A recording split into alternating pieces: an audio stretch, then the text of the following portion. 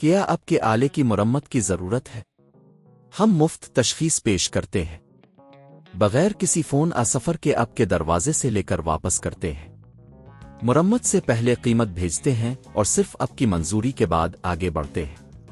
سادہ، شفاف اور پیشہ ورانہ۔ تفصیل میں لنک۔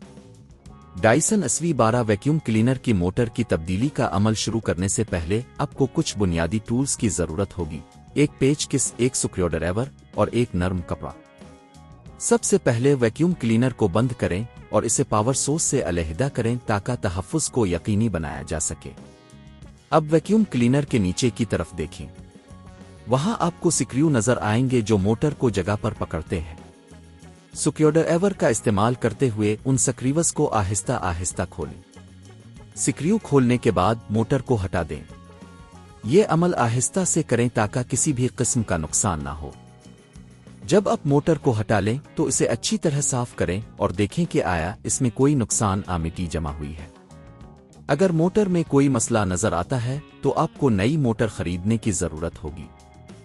گھر پر موٹر کی تبدیلی کی قیمت تقریباً 5,000 سے 10,000 روپے ہو سکتی ہے، جس میں نئی موٹر اور دیگر سامان شامل ہے۔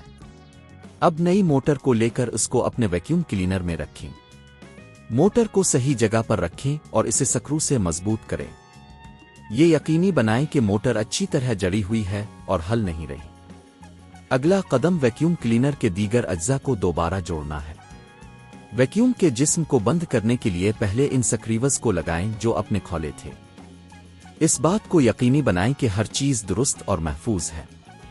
ایک بار جب اپنے سب کچھ دوبارہ جوڑ لیا تو ویکیوم کلینر کو چیک کریں کہ موٹر درست کام کر رہی ہے یا نہیں۔ اگر وہ صحیح طریقے سے کام کر رہا ہے تو اپنے کامیابی سے موٹر کی تبدیلی کر لی ہے۔ اگر آپ کو مزید مسائل کا سامنا ہے تو بہتر ہوگا کہ آپ کسی ماہر کی خدمات حاصل کریں۔ لیکن اگر آپ نے خود یہ کام کر لیا ہے تو آپ کو اس بات کا یقین ہو جائے گا کہ اپنے ویکیوم کلینر کو بہتر حالت میں واپس لانے میں کامیاب رہے ہیں۔ کیا آپ کے آلے کی مرمت کی ضرورت ہے؟ ہم مفت تشخیص پیش کرتے ہیں، بغیر کسی فون سفر کے آپ کے دروازے سے لے کر واپس کرتے ہیں۔ مرمت سے پہلے قیمت بھیجتے ہیں اور صرف آپ کی منظوری کے بعد آگے بڑھتے ہیں۔ سادہ، شفاف اور پیشہ ورانہ۔ تفصیل میں لنک۔